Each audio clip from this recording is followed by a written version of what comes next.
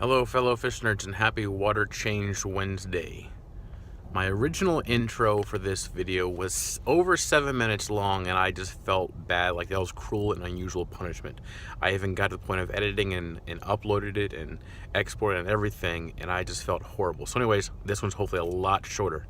So without any further ado, ranting, rambling, or reminiscing, today's video is the final upgrade, hopefully the final upgrade, of my automatic water change system. I'm calling it version 3.0.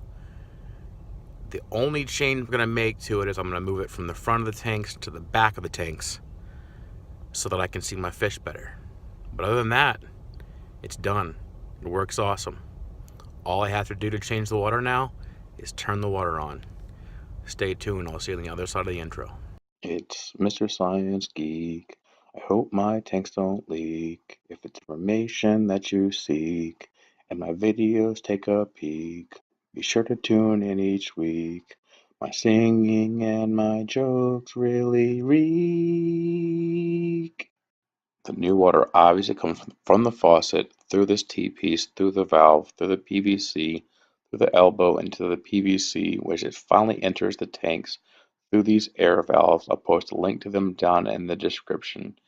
This new water entering the tank causes the water level to rise.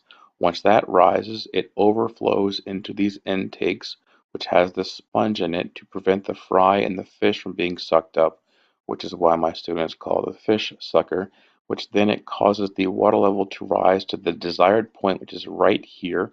Once it reaches there, it overflows, goes down the tube, down through the T-piece, down this tube, where it finally exits and goes down the drain of the sink.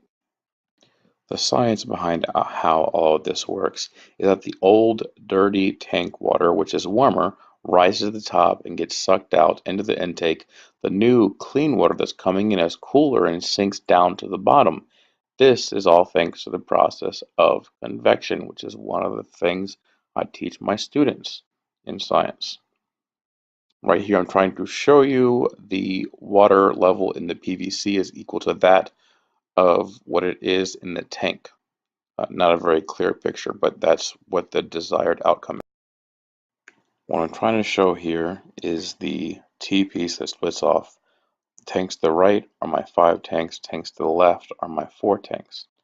This piece right here, I didn't finally figure out until the day of that I built it. I think it was the most difficult part to plan.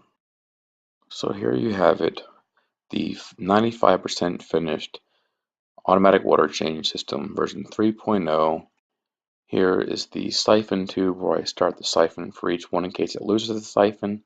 Here is some water leaving a tank that is old, warm, ammonia filled water leaving the tanks. Like I said, the only change I need to make from here is to move the PVC onto the back of the tanks so I can see the fish better, obviously. There it is. Hope you enjoyed it. Hope you learned something. I hope it inspired you to make the same, to make your life easier and more efficient in the fish room. Until next time, stay tuned and stay fishy, people.